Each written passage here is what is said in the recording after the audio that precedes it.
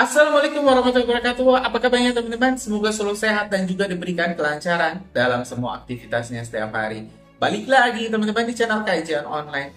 Di tengah teman-teman berbagai prahara politik yang terjadi di Indonesia, salah satunya yang mungkin paling sering kita bahas adalah terkait pencobaan pengkudetaan Wapres Gibran, wakil presiden kita yang telah dipilih oleh 58% rakyat Indonesia.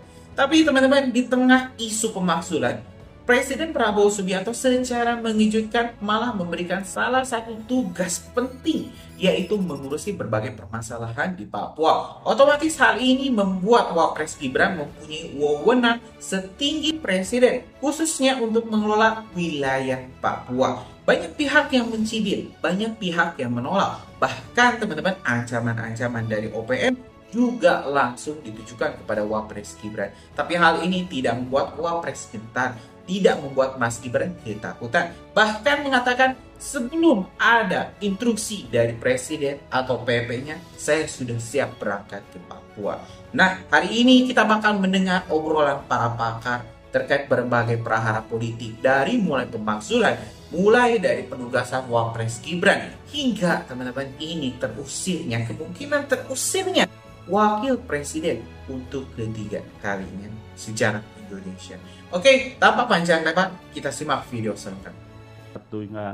7 itu nggak mudah prosesnya. Satu, meskipun ada usulan dari DPR kepada MPR, dia harus meminta payung hukum dari Mahkamah Konstitusi. Nah, Mahkamah Konstitusi juga harus melakukan pemeriksaan, memutus dan mengadili permintaan DPR untuk melakukan pemakzulan terhadap Presiden atau Wapres.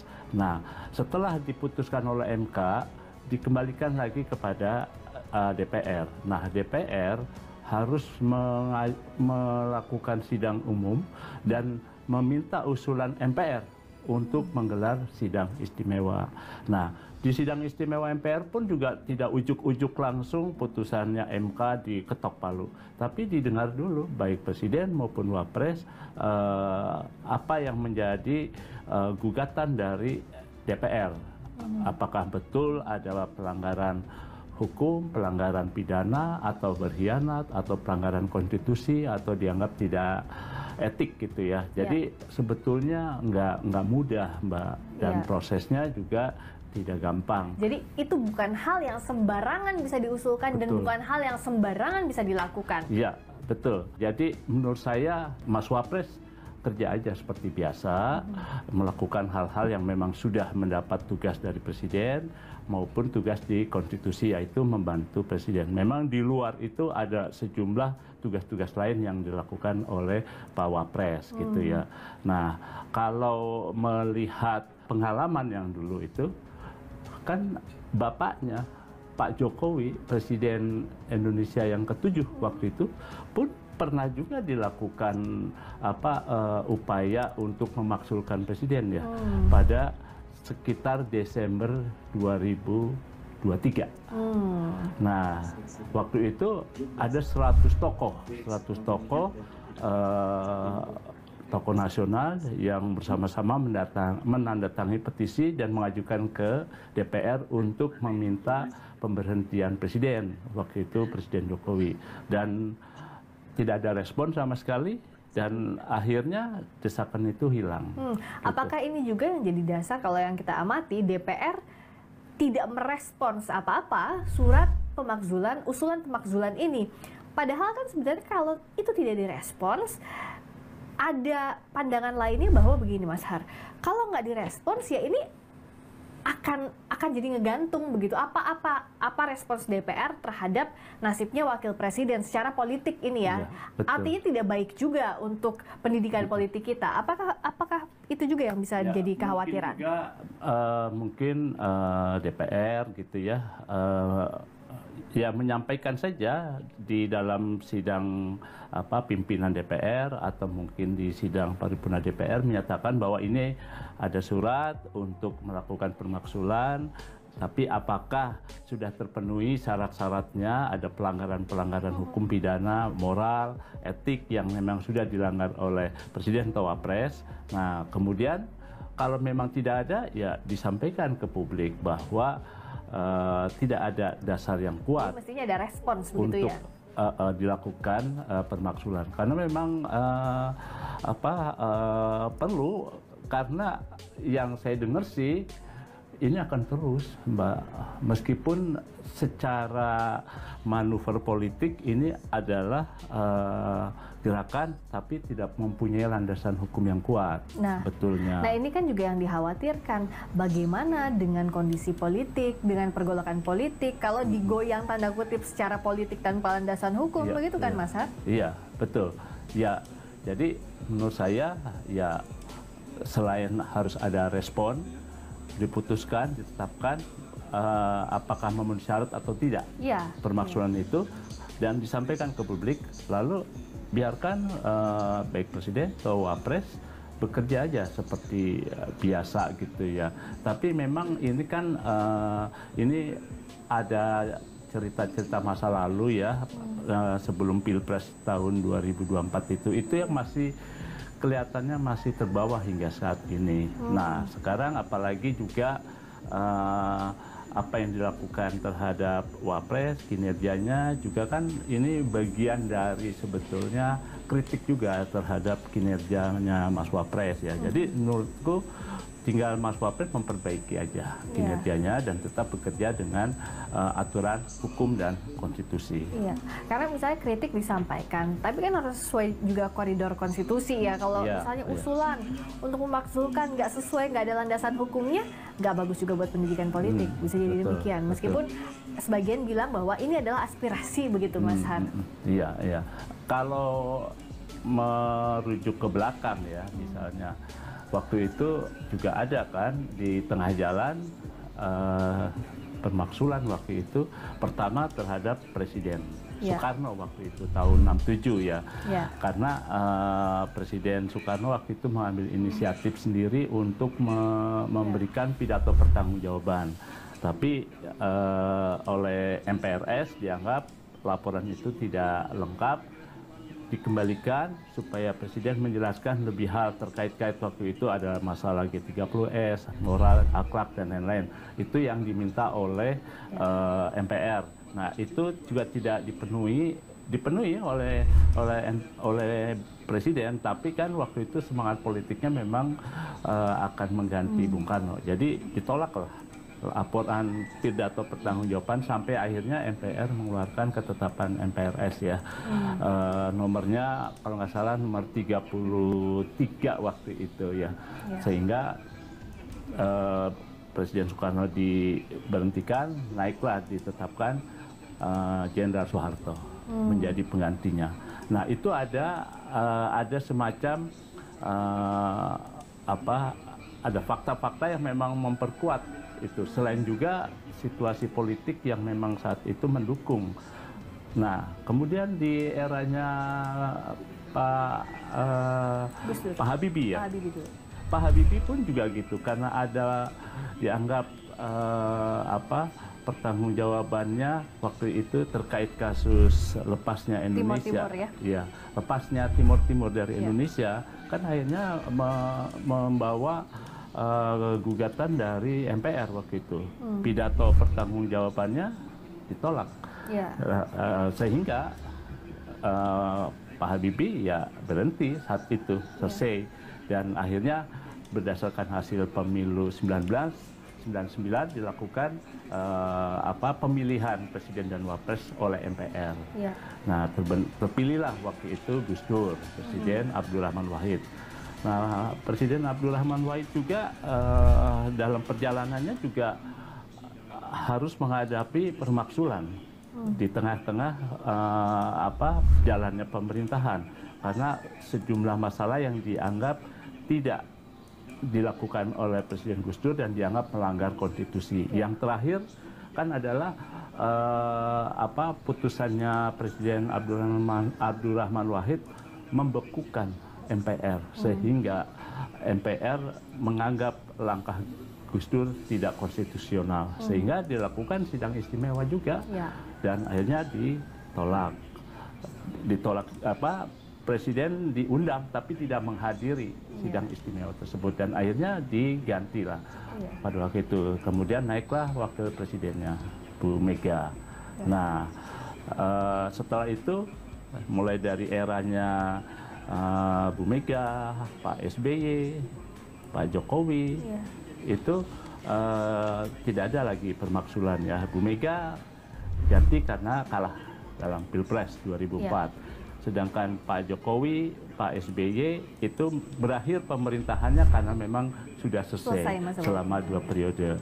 Nah, jadi dasar-dasar pemaksulan waktu itu sudah ada, dasarnya juga ada semacam kesepakatan tidak tertulis dari sejumlah partai politik ya, yang memang ikut mendukung. Pada akhirnya ya Presiden dan Wapres harus turun. Nah, kembali kepada kasusnya Mas Wapres itu, kalau semua partai politik yang diwakili di DPR, fraksi-fraksi di DPR sepakat menyatakan bahwa ada pelanggaran yang dilakukan oleh Wapres, pasti itu bergulir ke MK. Tapi jika fraksi-fraksi itu sama-sama sekali tidak kompak, tidak melihat adanya pelanggaran, ya udah selesai di tengah jalan. Baliknya selesai aja ya. Begitu saja. Seperti mungkin zaman Pak Jokowi waktu didesak diberhentikan oleh 100 tokoh. Nggak jalan juga usulan itu kan. Hilang. Dan kalau kita lihat juga terakhir, Gerindra lewat anggota DPR-nya Habibur Rahman bilang hormati hasil pemilu. Artinya bisakah dibaca bahwa dari sisinya Pak Prabowo, ya sudah balik aja ke hasil pemilu, ini nggak usah diulik-ulik lagi soal usulan pemakzulan ini. Ya kan, kalau hasil pemilu kita harus menghormati apapun hasilnya, dan juga itu harus didukung pemerintahan baru yang terbentuk hasil pemilu selama 5 tahun. Nah, memang jika memang ada satu pelanggaran yang dianggap cukup berat, pelanggaran menyangkut hukum, etika, moral, dan konstitusi, atau pelanggaran yang dianggap berkhianat, dia bisa menjadi dasar gitu ya. Artinya kalau memang Mas Wapres merasa tidak ada yang dilanggar, bekerja saja. Sebaliknya, kalau Forum Purnawirawan Prajurit TNI merasa ada memang pastian untuk itu, terus dia terus saja dilakukan, dan juga dengan melibatkan partai-partai lain. Tapi jika memang tidak ada, ya biarkan pemerintahan berjalan. Pak Wapres biar bekerja dengan baik, membantu Presiden. Dan sampai sekarang Pak Presiden tidak ada respons langsung soal ini juga ya Mas Har ya? Nggak ada, ya. Hanya Pak Jokowi ya, ayahnya Mas Gibran aja? Mas Wapres pun tidak ada respon. Presiden juga. Presiden ada hanya melalui penasihat khususnya, Pak Wiranto kan. Tapi Pak Wiranto kan juga jawabannya kalau boleh dibilang tidak tegas. Kalau misalnya tidak bisa, ya bilang tidak bisa. Tapi beliau kata-katanya kan bersayap ya. Dia bilang Presiden bisa memahami permintaan itu, tapi tidak mungkin Presiden harus mencopot Wapres, karena itu dibilang satu paket. Nah, Pak Jokowi kan juga bilang begitu, bahwa ini dinamika politik biasa, aspirasi begitu ya, dan ini nggak bisa menurut Pak Jokowi tidak bisa dimaksudkan Wapres karena dianggap satu paket.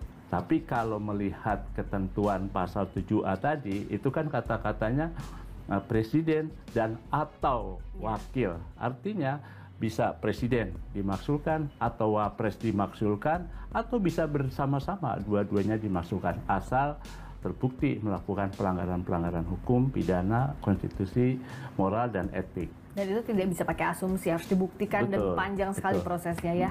Nah, artinya kan kalau misalnya masih bergulir, Mas Wapres harus fokus terhadap tugasnya di pemerintahan. Mas Har, bicara soal tugasnya Mas Wapres, yang juga jadi perbincangan adalah saat Mas Wapres disebut punya tugas di Papua atau ditugaskan ke Papua. Itu gimana Mas Har? Ya kalau itu kan sejak zaman wakil presidennya Pak Maruf Amin yang mendampingi Pak Jokowi, itu kan memang berdasarkan undang-undang otonomi khusus ada dibentuk namanya Badan Pengarah Percepatan Pembangunan Papua. Nah, di dalam Perpres tersebut disebutkan kepala badan itu adalah Pak Wapres gitu, seperti yang sudah dijabat oleh Pak Maruf Amin. Nah, berdasarkan ketentuan tersebut, sewaktu-waktu bila mana diperlukan, Mas Wapres itu memang harus datang ke Papua karena beliau adalah kepala badan pengarah percepatan pembangunan, jadi harus melihat langsung di Papua gitu ya. Nah, sehingga muncul kan pernyataannya Pak Yusril yang menyatakan bahwa ada kajian Presiden akan menugaskan Mas Wapres ke Papua. Wah, itu heboh kan? Berarti kalau mengikuti pernyataannya Pak Yusril sebagai Menko Hukum dan HAM, berarti Mas Wapres ini boleh dibilang bisa terusir 2 kali loh. Dari kantornya di Wakil Presiden di Veteran 3, yang di ex gedung DPA, pindah ke Merdeka Selatan di Istana Wapres, sekarang harus dipindah lagi ke Papua. Kalau mengikuti pola pikirnya seperti itu. Itulah jadi ramai makanya masyarakat diasumsikan demikian. Betul. Untung Pak Prasetyo Hadi meluruskan. Jadi memang dalam konteks sebagai Ketua Badan Pengarah Percepatan Pembangunan Papua, Wapres waktu-waktu bisa melakukan kunjungan ke sana, bahkan bisa berkantor di sana untuk melihat langsung dan mengkoordinir percepatan pembangunan di sana. Kan kalau melihat ke belakang, Wapres Maruf Amin juga pernah kan, Mbak? Dia tinggal di Papua loh waktu itu 4 hari untuk mengkoordinasi pembangunan, bertemu dengan aktivis HAM, dan juga mengkondisikan situasi keamanan tetap terjaga dengan baik. Tuh di sana juga kantornya bagus, Mbak. Udah disiapkan oleh Kementerian Keuangan. Jadi kalau cerita teman saya yang mengikuti kunjungan Pak Wapres Ma'ruf waktu ke Papua, wah, Pak Wapres tinggal ngelirik ke kiri aja melihat samudra Indonesia yang luas, indah gitu ya, belum pemandangannya. Jadi membuat semangat lah jadi gitu. Nah, cuma memang kan yang diharapkan oleh orang asli Papua ya, Mbak, setelah 20 tahun otonomi khusus ini, kan bukan hanya kedatangan saja gitu ya, tapi juga ada wujud nyata gitu. Sesuai dengan namanya percepatan pembangunan ya, Mas Hari. Harus ada nyata, bukan terasakan ekonomi kebaikan kesejahteraan hanya di tingkat elit-elit di Papua, tapi juga ada di masyarakat Papua asli. Nah, itu yang diharapkan. Iya, jadi sebenarnya percepatan pembangunan ini harus betul-betul di bawah komando, memang sebagai tugasnya, sebagai bagian tugas dari Wakil Presiden, dan harapan warga Papua memang ada realnya ya, harusnya begitu ya Mas Arya. Sampai sekarang tapi memang belum semaksimal itu kalau dilihat. Ya kan, Kepala Badan Pengarah Percepatan Pembangunan di Papua itu kan dia membawa sejumlah kementerian. Nah, nanti di Papua itu akan ada semacam kepala sekretariatnya yang memang bertugas mengkoordinasi. Jadi Mas Wapres itu bisa datang sewaktu-waktu untuk mengkoordinasi sehingga percepatan pembangunan bisa dilakukan segera di Papua. Hasilnya juga nyata gitu ya, Mbak. Dan ini akan dinilai ya kerja dari pemerintahan Presiden Prabowo dan Wakil Presiden Mas Gibran sebagai satu tim ya Mas ya. Jadi memang harus kerjanya bareng-bareng sebagai satu paket sekarang. Nah, cuma memang sebagai Kepala Badan Pengarah Percepatan Pembangunan Papua, Mas Wapres belum pernah ke sana, Mbak. Pernah sekitar 1 bulan yang lalu, Mas Wapres akan melakukan kunjungan ke Merauke, melihat secara langsung pembangunan food estate yang sedang berlangsung di sana. Sudah kirim tim F1 dan segala macam loh, Mbak, dari Papua mau ke Ambon. Tapi ternyata hari itu batal. Mas Wapres tidak jadi ke sana. Nah, sementara Presiden sudah datang ke sana. Ya. Jadi ya memang sekarang dengan munculnya wacana seperti itu, mau nggak mau dalam waktu dekat, saya kira Mas Wapres harus merealisasikan untuk datang ke Semoga Papua. segera ya. Apalagi kalau kita lihat kan Pak Jokowi sering sekali ke Papua, Pak iya kan Jokowi Mas? sering, Kita iya. ingat dari periode pertama ya sampai akhir tuh selalu ke Papua. Ingat nggak yang Presiden Jokowi Pakai motor ya, itu, ya ya, kan? pakai motor Padahal trail. itu di daerah rawan ya, Iya, di dan pedalaman. justru pakai motor menunjukkan bahwa ada kepala negara di sana begitu ya. Sekaligus mencoba jalan-jalan di pedalaman. Dan waktu itu kan memang ternyata aman-aman aja ya pada Iya. waktu itu.